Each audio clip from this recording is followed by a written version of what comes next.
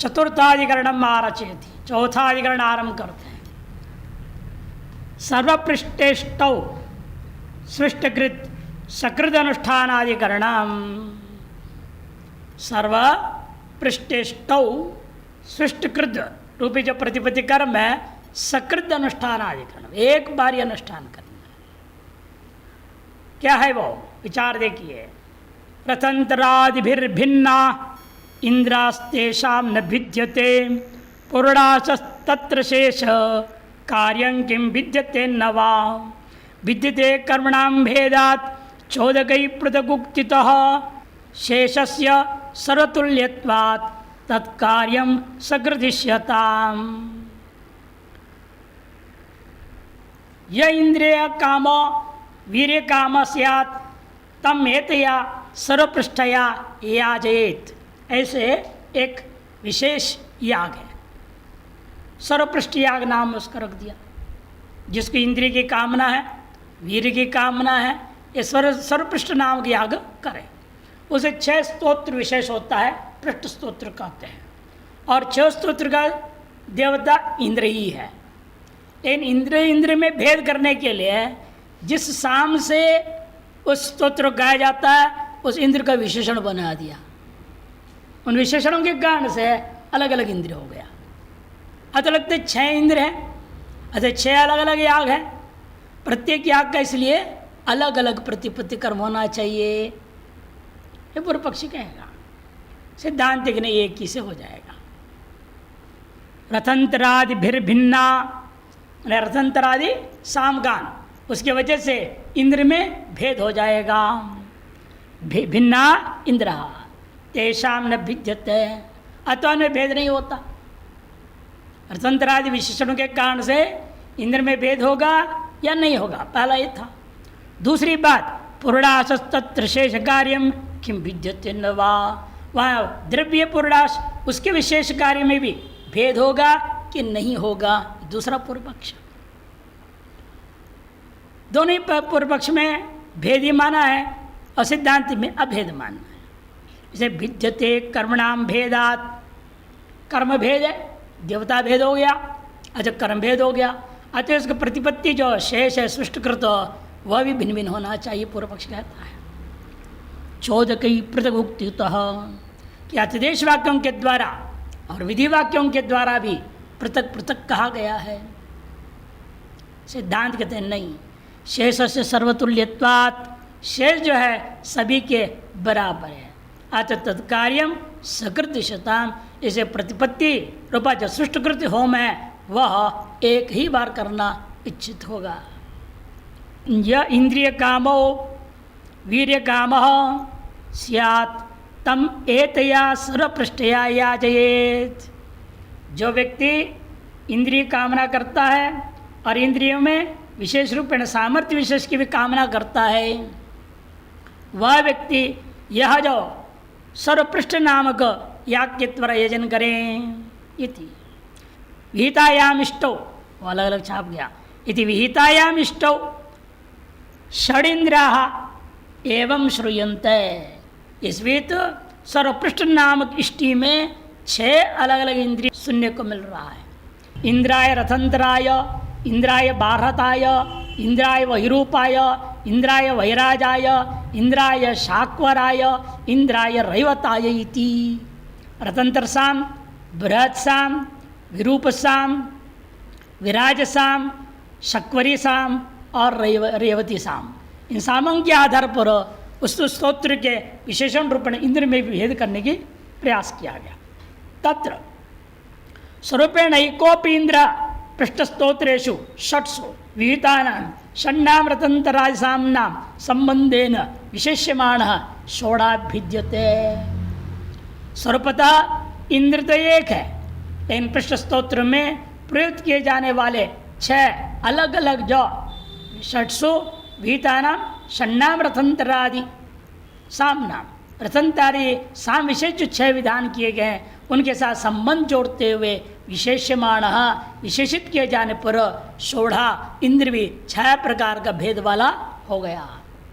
16 विद्यते तासाम सर्वासाम इंद्र देवता नाम एक पुरुषाश विद्यते। इन समस्या है, इन सभी 6 इंद्र देवताओं के लिए एक ही पुरुषाश का विधान है।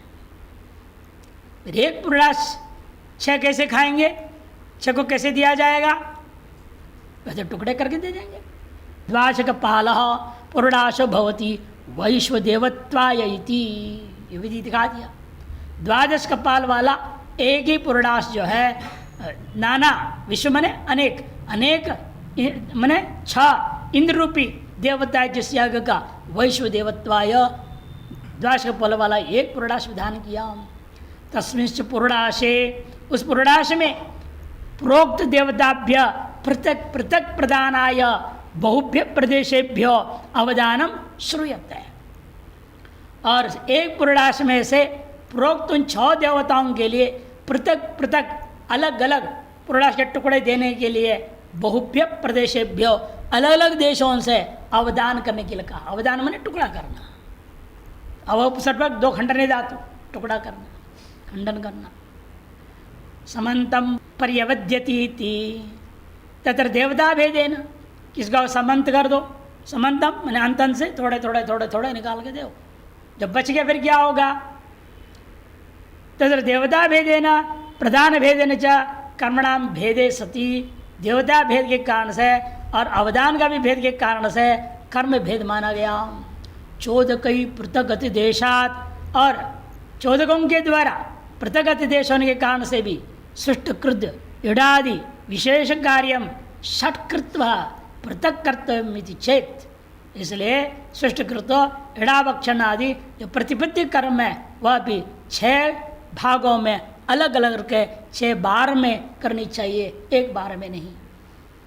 पृथक कर्तव्य चेत सिद्धांत मयवाम शेष से एकत्वेन।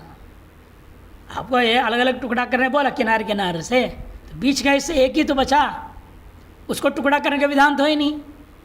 जब बचा होगा फिर 6 टुकड़ा करो, फिर सृष्ट ध्वंग करो, ऐसी विधि है ही नहीं। जब बचा हुआ गया है एक ही है वो। शेष से एकत्वेन तत्प्रतिपत्ति पृथक्त्व असंभवाद, इसे उसकी प्रतिपत्ति कर्म अलग अलग 6 नहीं हो सकता। तस्मात् सक्रदेव कार्यमिति, एक ही बार किया जाएगा, ये सिद्ध हुआ। पंचमाधिकरण मारचेति, 5वां अधिकरण आरंभ करते हैं। इस का नाम है द्विर्भक्षणाधिकरणम। द्विर्भक्षणाधिकरण 2 बार भक्षण करना। अधिकतर क्या है, एक बार में भक्षण करने का विधि होता है। इन्हें एक विशेष है, आपको 2 बार में करना पड़ेगा। पूर्व पक्षी कहता है अन्यत्र सर्वत्र जैसे वैसे यहाँ भी एक ही बार में खाओ। ये विधि का उल्लंघन हम नहीं कर सकते, इसलिए 2 बार में खाने मैंने पहले एक बार थोड़ा लो, फिर दूसरी बार में शेष पूरा लो, ऐसे करना पड़ेगा। ऐन्द्रवायव शेषस्य सकृत भक्षौता सकृत पूर्वन्याय सकृत प्राप्तौ दीर्भक्षो वचनात् भवे। ऐन्द्रवायु देवता उसको एक बार में खाना चाहिए या अनेक बार में खाना चाहिए। पूर्व पक्ष कहेगा जो है सकृत भक्ष, जैसे अभी पूर्वाधिकरण का मैंने सकृत कर दो, यहाँ भी सकृत कर दो। सिद्धांत के विधिवशात हमें असकृत करना पड़ेगा, अनेक बार में करना पड़ेगा। वही पूर्व पक्ष कहते हैं पूर्व न्यायात सकृत प्राप्त, पूर्वाधिकरण न्याय के अनुसार एक बार में करना प्राप्त हुआ। तब सिद्धांत कहता है वचनात् माने विधिवशात द्विर्भक्षौ 2 बार में खाना है। ज्योतिषों में योयम इंद्रवायव ग्रह इष्यते तत्र संस्कार्य से सोमस्य एकत्वात् सकृदेव शेष कार्यम इति चेत मयवाम।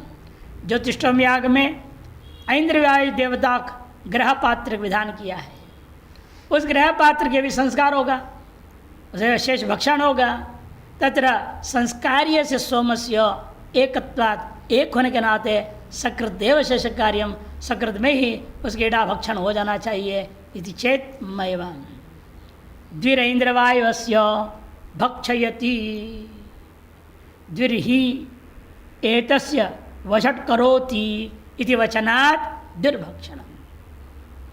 क्योंकि इंद्रवायु देवता के लिए जो ग्रह पात्र से 2 बार वशटकार करके हवन होता है, द्विर होतस्य वशट करोति, होता जो है दो बार वषटकार करते, दो बार में आहुति देता है एक ही ग्रह पात्र का। अतएव द्विर इंद्रवायवस्य भक्षयति, इंद्रवाय देवता भक्षण भी दो बार में करना होगा। इस विधि की वजह से वचनात् द्विर्भक्षणम। अब अगला अधिकरण आरंभ हो रहा है, षष्ठाधिकरण आरचयति, छठा अधिकरण का आरंभ करते हैं। सोमे शेष भक्षणाधिकरणम, सोमे शेष भक्षणाधिकरण नाम का अधिकरण है। सोमेश्व भक्षो भक्षो वा न भक्षो ग्रहो मतः अल्पोक्तेर अस्ति शेषोस्य भक्षो अपूर्व वचो बलात्। सोमेशु, सोम यागों में सोम रसों का भी भक्षण होगा कि नहीं होगा? पूर्व पक्ष से भक्षण कैसे होगा? शेष बचेगा ना, तब ना भक्षण करना है। अभी दो अधिकरण पहले आपने कुंभी का दृष्टांत देकर कहा पूरे कुंभ को उड़ेल देता है, अतः कुछ बचता ही नहीं, इसलिए शेष भक्षण वहाँ नहीं होगा। ये भी ग्रह भी क्या पात्र है, पूरे ही उड़ेल देगा, वहाँ कुछ बचेगा नहीं, अतः यहाँ विशेष भक्षण नहीं होगा, ये पूर्व पक्ष कहता है। सोमेशु अभक्षो भक्षो वा विकल्प, पूर्व पक्ष का न भक्षो, क्यों? ग्रह होम अतः, ग्रह होम होने के कारण से, कुंभी होम के समान ग्रह होम, कुंभी भी एक पात्र है ना, वहाँ ग्रह भी एक पात्र है। कुंभी से भी अपने का जू आदि इस्तेमाल नहीं कर रहा है, इसलिए शेष बचेगा नहीं। ग्रह पात्र में भी जू आदि का इस्तेमाल नहीं करे, ग्रह से सीधे डाल रहा है, यहाँ भी शेष बचना नहीं चाहिए। ये कहता है पूर्व पक्षी न भक्षो ग्रह होम अतः, तो सिद्धांत नहीं, अल्पोक्तेर अस्ति शेषोस्य। विधान में क्या कहा? ग्रह पात्र को पूरा यूं नहीं कर देना, थोड़ा डाल के थोड़ा बचा के रख देना। हम इसके लिए दृष्टांत देते जब बताता हूँ होम्योपैथी की दवाई के जैसे, दो बूंदी तो गिराएंगे ना, पूरा डालेंगे क्या? दो बूंद गिराए फिर बचा के रख देंगे, फिर ढक्कन फट से डाल देंगे, नहीं तो उड़ जाएगा हवा से। वैसे यहाँ पर भी है, ग्रह पात्र से थोड़ा ही डालो बाकी रख दो, तो शेष भक्षण के लिए रह जाएगा। विधि है अल्प ही डालने का, जैसे होम्योपैथी विधि करते ना, 2 बूंद डालो 4 बूंद डालो, विधि कर दिया, अब विधि के अनुसार उतना ही डालेंगे आप। यहाँ भी विधि कह दिया अल्प ही आहुति दो, अल्प बचा लो। अल्पोक्तेर अस्ति शेषोस्य, उसका शेष रहता है, इसलिए भक्षो अपूर्वचो बलात्, अपूर्व विधि भी है भक्षण करने का, भक्षण के अपूर्व विधि भी है, अच्छा भक्षण तो करना ही पड़ेगा। ये भक्षण नहीं करेगा अपूर्व सिद्ध नहीं होगा, याग का अंग में न्यूनता आ जाएगी, ये दोष होगा, इसलिए भी भक्षण अवश्यम भावी है। सोमयागेषु शेष भक्षो नास्ति, सोमयागों में शेष भक्षण नहीं होता। पूर्व पक्ष क्यों? यद ग्रहान ज्योतिति कृष्ण ग्रहेण आहुति श्रवणा, जो कहा गया यद ग्रहान ज्योति, ऐसी विधि है, उसे लग रहा है संपूर्ण ग्रह पात्र से ही आहुति देना चाहिए। दृष्टांत क्या है? कुंभीषु इव, जैसे कुंभी अधिकरण में आप निर्णय दिए थे, यहाँ पर ऐसे समझो, तो शेषाभावात, शेष का भाव होने से भक्षण का व्यभाव हो, जब भक्षो नास्ति इति चेत मैवा अल्पम ज्योतिति विशेष वचनात् शेष सिद्ध्यति। अल्पम ज्योति तो विधि है साथ में, ग्रहान ज्योति अल्पम ज्योति, ऐसे विशेषित कर दिया गया, अतएव शेष रहेगा। तद भक्षण तो अपूर्वार्धम प्रतिपादक वचनेभ्यो अभिगम्यते, और उसका भी भक्षण जो है ऐसे प्रतिपत्ति कर्म रूपेण नहीं कहा, बल्कि अपूर्वार्थ कहा है। तो अपूर्वार्थम प्रतिपादक वचनेभ्यो अवगम्यते। आशुनम भक्षयन्ति, द्विरैन्द्रवायवस्य भक्षयन्ति, सदसी भक्षयन्ति इत्यादि, ये विशेष वचन है। आश्विन ग्रह का भक्षण करेगा, ऐन्द्रवायु के 2 बार में भक्षण करेगा, सदो मंडप पे खड़े होकर भक्षण करेगा, इधर उधर आगे आगे पीछे जा करके नहीं, सदो मंडप में ही भक्षण करेगा। ये विधियों से स्पष्ट है, अपूर्व सिद्ध होता है इस भक्षण से, प्रतिपत्ति कर्म नहीं है, संस्कार ये नहीं है, ये विधि है वो। इत्यादीनि वचनानि अपूर्वार्थं प्रतिपादयन्ति। ततो भक्ष्य विधानात् अस्ति सोमेषु भक्षः। भक्ष के विधान होने के कारण से सोम में शेष कार्य भक्ष न रहेगा ही। सप्तमाधिकरणम आरचेति चमस भक्षाधिकरणम किम प्रयुक्त होतुश्चमस इत्यभक्षौवत भक्षणम अभक्षो अनुदितो होतुश्चमसित्याख्यास्तु तत्। किम प्रयुक्त होतुश्चमसः इत्यादियों में होत्र चमस का भक्षण नहीं होना चाहिए या भक्षण होना चाहिए। पूर्व पक्षी कहता है प्रयुक्त हो चमस का, कहीं भक्षित तो नहीं कहा है। प्रयुक्त का अर्थ क्या है? प्रकटरूपण एक तो दे दो उसको, प्रश्नरूपेण रख दो वहाँ किनारे, ये अर्थ होगा इसका। खाओ अर्थ तो निकल नहीं रहा है ना। अतएव अभक्षणम, पूर्व पक्षी कहता है अभक्षो अनुक्तितो, क्योंकि भक्षण का विधि नहीं है यहाँ। तो कहते हैं नहीं, होतुश्चमस, ये समास और का यहाँ समास के द्वारा संज्ञा सिद्ध किया गया है।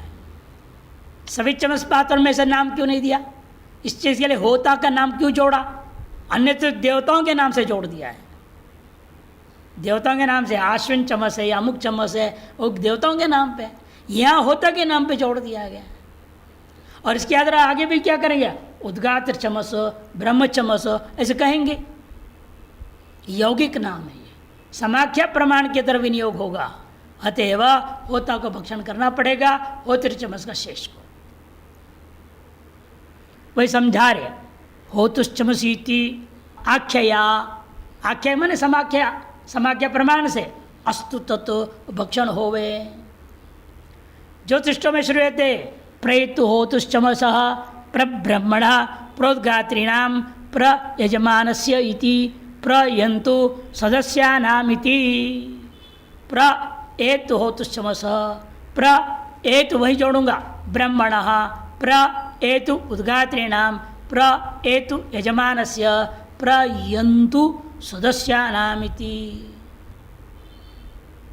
इंगतो धातु का एतु है, विधिलिंग प्रथम पुरुष एक वचन, यंती प्रथम पुरुष बहुवचन, यंतु। इसलिए यहाँ पर जाओ अर्थ में होता है इनगतो। प्रसर्ग पूरक जाओ, कहाँ जाना है? पात्र कहीं जाएगा क्या? उसका अर्थ रख दो, बगल में रख दो, यह अर्थ करना पड़ेगा। एक पात्र को होता के बगल में रख दो, होत्र चमस को होता के बगल में रख दो, उद्गाते के बगल में एक रख दो, एक यजमान के बगल में रख दो, एक सदस्य के बगल में रख दो, ये अर्थ कर दिया जाएगा। लेकिन जिसके बगल में जिसको रखा जा रहा है उसको खावे, कोई नियम नहीं है ना, बगल में रखने को कहा गया केवल। इति तत्र वचनाभावाद अपक्षा, भक्षण के लिए कोई वचन नहीं है, अतः भक्षण नहीं होगा। चेत समाख्यागत चम शब्दे भक्षण से प्रतीयमानत्वात्। समाख्या प्रमाण क्या है? यौगिक शब्दों समाख्या। वो 6 प्रमाण के लक्षण दिमाग में हमेशा होना चाहिए मीमांसा पढ़ते वक्त। निरपेक्ष वह श्रुति, शब्द सामर्थ्यम लिंगम, है कि नहीं?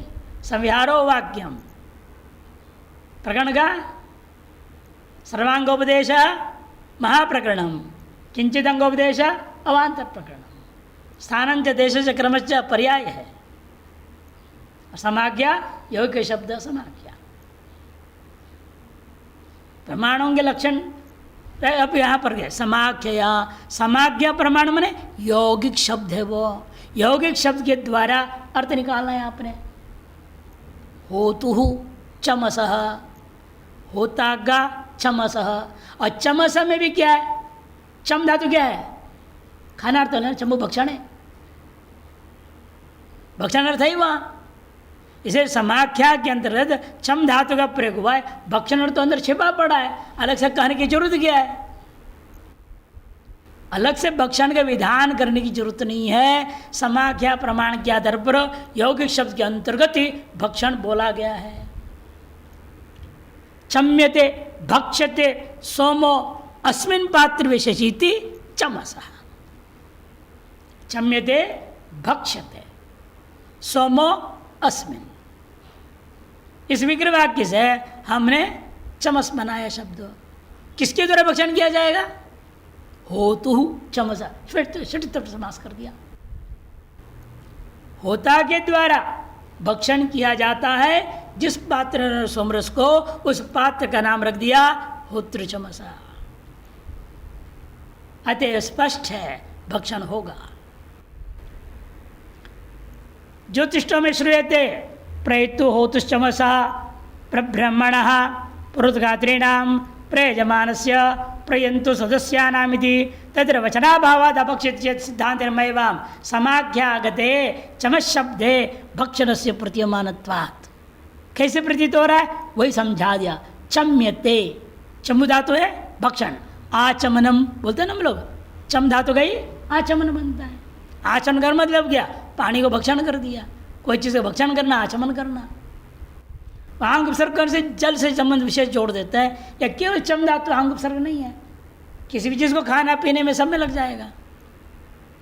चम्यते भक्ष्यते सोमो अस्मिन् पात्र विशेषा इति ही तद व्युत्पत्ति ही तस्मात् अस्ति तद भक्षणम, इसलिए उसका भक्षण होगा। होता का द्वारा, ब्रह्मा के द्वारा, उद्गाता के द्वारा, यजमान के द्वारा भक्षण किया जाता है। तस्मात् अस्तित्व भक्षणम। अष्टमाधिकरणम आरचेति उद्गात्री चमस भक्षणाधिकरणम। उद्गात्री चमस के भक्षणाधिकरणम।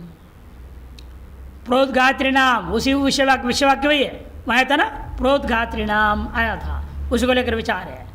प्रोद्गात्रीणाम इति एक उद्गाता भक्षेदुत सर्वेपि किं वा शुभ्र नेनो न सामगायिनः सहितास्तेन तेवाद्य उद्गात्री श्रुतितो अखिलाः बहुत्वाद् गानयोगेन तृतीयो रूढ़िबाधिते योगे समाख्यया दंडिन न्यायादंत्योत्र भाष्यगः सदसी स्थित्यभावेन तृतीयो वार्तिकोदितः। भाष्य मत अलग है, वार्तिक मत अलग है। यह विचार हो रहा है प्रोद्गात्री नाम बहुवचन हो गया ना, मैंने उद्गात्री गण में कितने होते हैं? 4 लोग होते हैं। एक सुब्रमण्य नाम का अलग होता है चेड़ा, वो भी लेगा क्या? चारों के चारों खाएं? अलग अलग पूर्व पक्ष है। पहला पूर्व पक्ष कहता है रूढ़ी होने से, उद्गात्री प्रतिपादिक रूढ़ होने के नाते जो है, तो रूढ़त्वात् जो है एक उद्गाता भक्षेत, एक अकेला उद्गाता ही भक्षण करना चाहिए, पहला पूर्व पक्ष। उत सर्वेपि किं वा सुब्रह्मण्येन पुनः, अतः सुब्रह्मण्य को छोड़ दो कि वो सदो मंडप में रहता नहीं है, वो बाहर रहता है तो उद्गात्री गण का, लेकिन बाहर रहता है कि यहाँ पर क्या कहा था? सदस्य मंडप में खाना है। तो सदो मंडप में रहने वाले तो खाएंगे ना, बाहर में रहने वाला अंदर कैसे घुसेगा? उसको अंदर जाने का अधिकार ही नहीं है, वो अंदर जा ही नहीं सकता, वहाँ कैसे खाएगा वो? इसे उसे छोड़ के ऊना सुब्रह्मण्येन ऊना, एक को छोड़ के 3 ही खाना चाहिए। सामगायिनः सहितास्तेन, अथवा अंतिम पक्ष क्या है? चौथा तेन सहिता, सुब्रह्मण्य के सहित। भले बाहर ही खाएगा, उसको दे दो, बाहर खा लेगा वो। भले बाहर रह रहा है तो सही नहीं कि उसको खिलाओगे नहीं क्या? जैसे आपके यहाँ कोई भगत आ गया, उसके कार ड्राइवर बेचारा कार में रहता है और बाहर है, उसको भोजन नहीं दोगे? उसको देंगे, वो वहीं बाहर खा लेगा, आपके पंगत में नहीं खाएगा, वहाँ खाएगा ना वो, क्योंकि अन्यत्र बैठ के खा लेगा। यहाँ भी सुब्रह्मण्य सदो मंडप में भले प्रवेश नहीं है, बाहर तो खा सकता है, उसका हिस्सा उसको दे दो, बाहर बैठ के खा लेगा वो। सुब्रह्मण्य के सहित लो, सबको लो, बहुवचन की वजह से। अब एक एक पक्ष बता रहे, तेन तेवा अद्य, तेन सहिता, ये चौथा पक्ष। तेवा अद्य, आद्य एवं, आद्य पक्षी ले, केवल उद्गाता खाएगा। उद्गात्री श्रुति तो अकेला, अतः उद्गात्री नाम करके बहुवचन जो प्रयोग हुआ, इसीलिए अकेला लेनी चाहिए। पहले उद्गात्री नाम के आधार पर, उद्गात्री नाम किस तरह का होता है? एक ही का नाम है, उसे गण में अन्य भले ही हो, नाम तो एक ही का है ना, इसलिए अकेला ही करना चाहिए। लेकिन बहुवचन के कारण से दूसरे पूर्व पक्ष ने कहा अकेला, बहुत्वाद वही बहुवचनत्वाद। गान योगेन, गायन का योग के कारण से उनको भी ले लेनी चाहिए। तृतीयो अथवा तीसरा पक्ष लो, रूढ़ि बाधित है, तब कहते हैं तृतीय पक्ष ले लो। तृतीय पक्ष क्या है? सुब्रमण्य को छोड़ करके समाज्ञा या दंडी न्यायात, या योगी की समाज्ञा के प्रमाण के आधार पर दंडी न्याय के लेकर के अंत्योवत्र अंत्य पक्ष लेना भाष्यकार के अनुसार। लेकिन वार्तिकार कहते नहीं नहीं, तीसरा वाला पक्ष है ना, सुब्रमण्य को छोड़ के करना वही ठीक है। क्यों?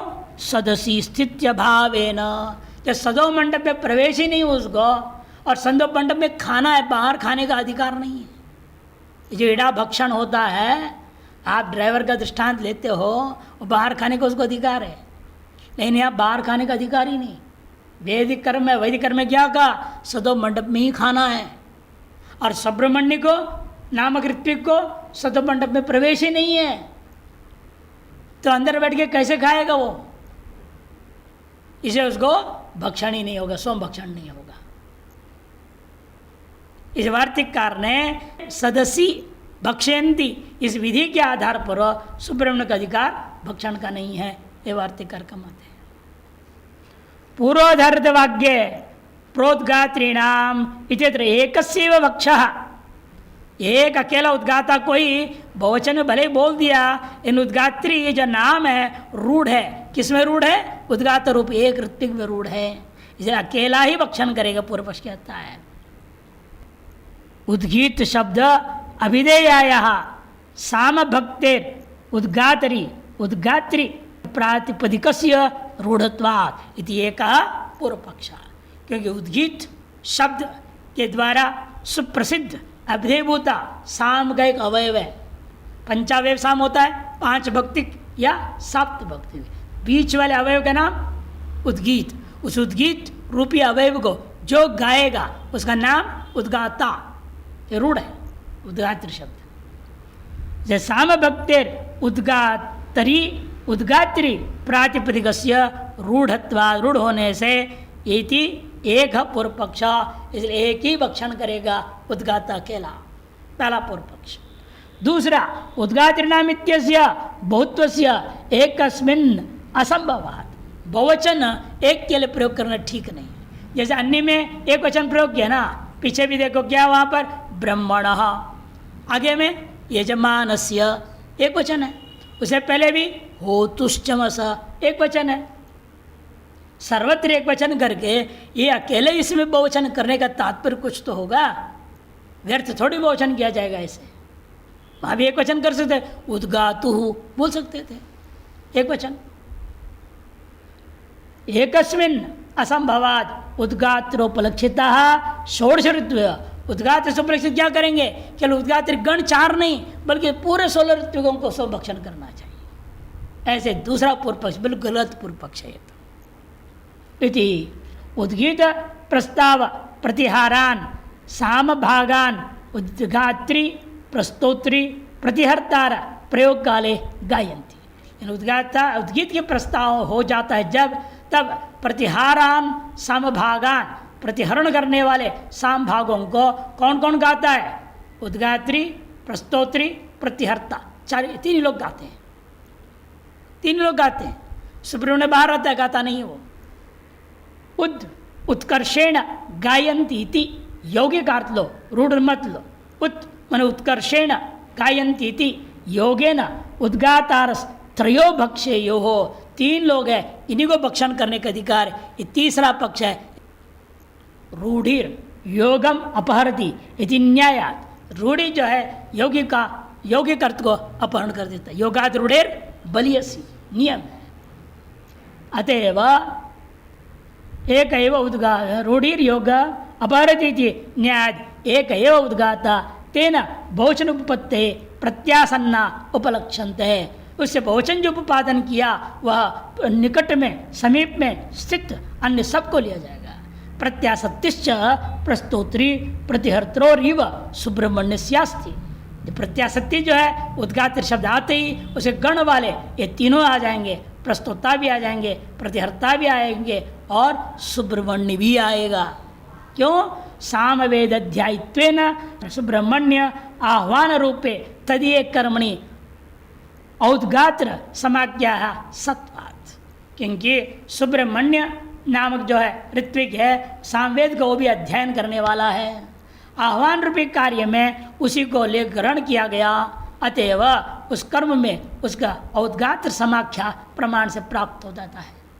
तस्मात् सुब्रह्मण्येन सहिता चत्वार सामगा भक्ष्यो, उस गण के चारों को भक्षण करना चाहिए। इति अयम अंत्य पक्ष भाष्यकारस्य अभिमतः। अंतिम पक्ष भाष्यकार का भी मत है और 3 वाला वार्तिकार का भी मत है। तो वार्तिकारस्तु, वार्तिकार कहते नहीं सुब्रह्मण्य को हम जोड़ेंगे नहीं, सुब्रह्मण्य सहित नहीं हो सकता। क्यों नहीं हो सकता? वार्तिकारस्तु सदसो भक्षण स्थानत्वा, क्योंकि वार्तिकार का कहना है सदो मंडप है भक्षण का स्थान, और वहां पर सुब्रह्मण्य से सदसी अप्रवेशात, उस सदो मंडप में सुब्रह्मण्य का प्रवेश ही नहीं है। तेना विरहिता अवशिष्टा सामगा, इसलिए उसे छोड़ करके अवशिष्ट जो सामगायक जो 3 लोग हैं, उद्गाता, प्रस्तोता और आपके प्रतिहर्ता, उद्गाता, प्रस्तोता, प्रतिहर्ता, ये 3 को ही भक्षण का अधिकार है वार्तिककार के अनुसार। अवशिष्टा सामगा भक्षन्ति अमुमेव तृतीयम पक्षम अंगीचकार। चौथा पक्ष भाष्यकार का, तीसरा पक्ष जो है वार्तिककार का सिद्ध हुआ। माने भाष्यकार के अनुसार 4 लोगों को खाने का अधिकार है, वार्तिक के अनुसार 3 को ही अधिकार बनता है। नवमाधिकरणम आरचयति, 9वें अधिकरण का आरचना करते हैं। हारि योजनाधिकरणम, हारि योजन एक पात्र विशेष का नाम है, उस पर विचार कर रहे हैं क्या उसका भी भक्षण आदि होगा कि नहीं होगा, कौन करेगा। किम स्यात् चमसिनामेव हारि योजन भक्षणम सर्वेषां वा अग्रिमस्तेषां पूर्ववाक्येन सन्निधेः लिप्सन्ते सर्वये वेति हारि योजन वाक्यतः ग्रावस्तुतोप्यस्ति भक्षस चमसित्व मकारणम। कहते देखो किम स्यात् चमसिनाम एव हारि योजन भक्षणम सर्वेषां वा, हारि योजन नाम पात्र के जो अवशिष्ट सोमरस है उसके भक्षण का अधिकार केवल जो चमस पात्र के भक्षण करने वाले हैं उन्हीं को है या उनसे भिन्न सभीयों को है। सर्वेषां वा, पूर्व पक्ष कहता है अग्रिमा पक्ष हो, उन्हें चमसियों को ही रहेगा। तेषां पूर्व वाक्य न सन्निधि है कि सन्निधि प्रमाण से पूर्व वाक्य के निकट रूपेण सिद्ध होने से उसे प्राप्त है वो लोग। सिद्धांत के नहीं लिप्सन्ते सर्वये वहीति कहा है, ये विशेष पात्र है, इसके प्रसाद सब चाहते हैं। ऐसे होता है ना, विशेष भोग लगता है, जैसे आपके कन्हैया का वृंदावन में भांगे बिहारी लाखों रुपए लगाते हैं उसके लोग, हमको मिले, अपने परिवार को इतने बांट लेंगे, बोली लगती है, सब खाएं है ना, सबको मिलना चाहिए। अब बोली देकर गड़बड़ करते हैं लोग, पूरे जो आए दर्शन करने सबको दो, पैसे कमाते हैं, ट्रस्ट कमाते हैं, इस चक्कर में गड़बड़ करते हैं। तो सबको अधिकार है, शास्त्र भी कहता है विशेष जो है उस पर सबको अधिकार होता है बराबर।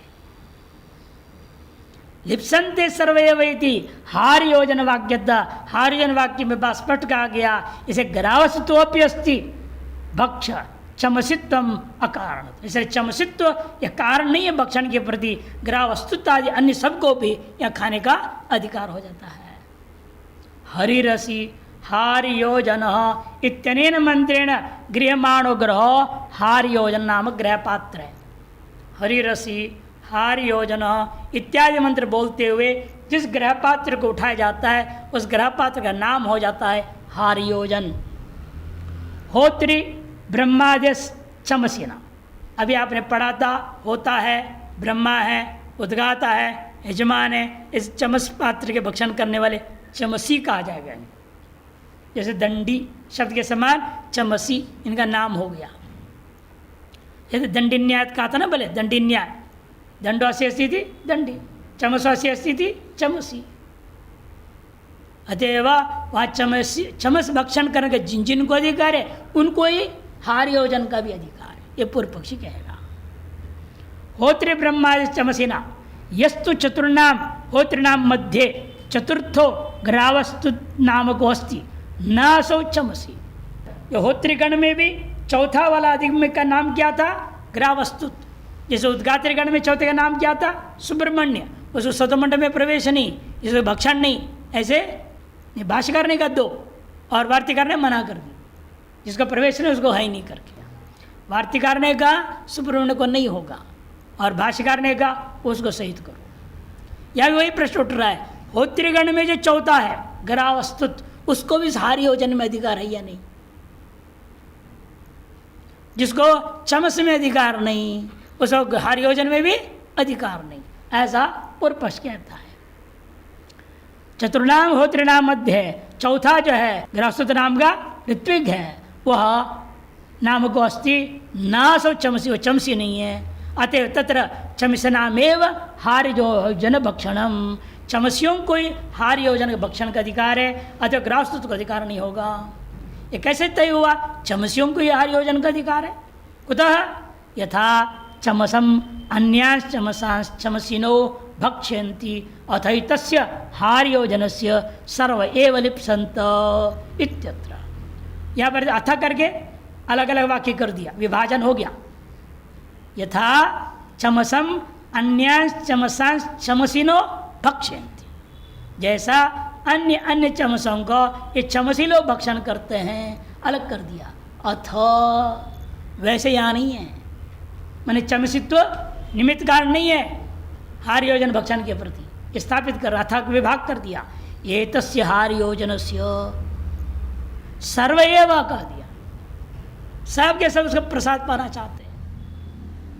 इत्यत्र पूर्व वाक्य चमिस नाम, पूर्व पक्ष कहना है पूर्व वाक्य में चमसियों को निमित्त माना सन्निहितत्वेन, सन्निहित होने से, उत्तर वाक्य भी सर्व शब्देन तेषामेव अभिधातव्यत्वात्, पूर्व उत्तर वाक्य में सर्व शब्द से उन सभी चमसियों को ही लेना चाहिए।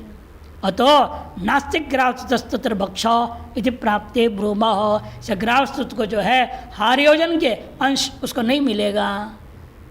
इति प्राप्ते ब्रूम, सिद्धांत नहीं। अत शब्देन एव, अत शब्देन और एव कारण च, अत शब्द से भी अलग कर दिया और सर्व एव लिप्सन्ते, सभी लालयित थे उसको पाने के लिए, एवकार के द्वारा भी व्यावर्तन कर दिया पूर्व का।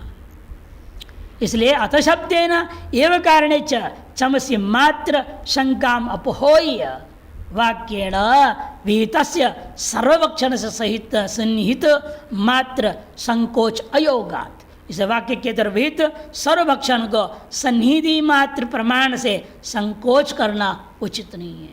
इसलिए अस्तिक ग्रावस्तुतो भी भक्ष, ग्रावस्तु को भी भक्षण का पूरा अधिकार है।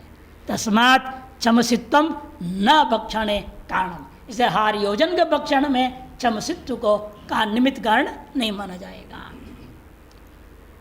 दशमाधिकरण आरचित, दशमाधिकरण आरंभ करते हैं।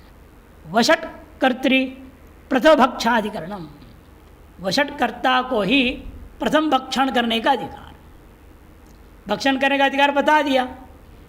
ब्रह्मा को है, होता को है, यजमान को है, और अभी बताया उद्गात्रगण की भी कोई मत में 3 को है या सभी को है। अभी विचार के अनुसार कौन पहला खाएगा? ऋत्विकों में सर्वश्रेष्ठ ऋत्विक कौन है? ब्रह्मा। इसलिए अन्य लोग कहेंगे इसलिए सर्वश्रेष्ठ वही हैं, पहले उनको खाने दो।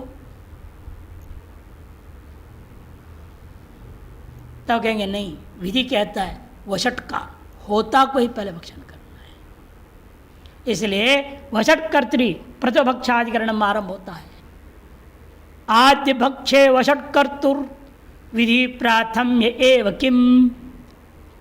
किं वा तद्युक्त भक्ष्य स्याद वषटकार निमित्तके अप्राप्तेरग्रिमो मैवं समासस्थित्य संभवात् विशिष्टस्य विधिस्तस्माद् वषटकारोपि कारणम।